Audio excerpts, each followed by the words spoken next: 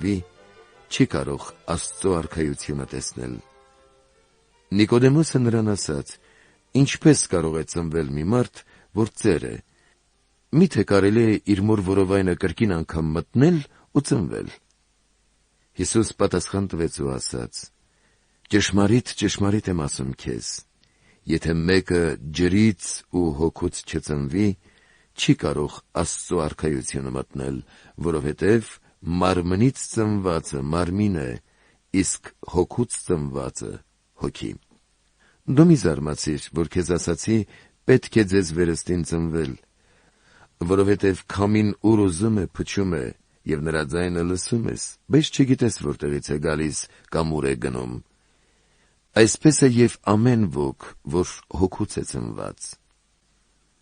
Նիկոդեմոսը հարցրեց նրան. «Այդ ինչպես կարող է լինել,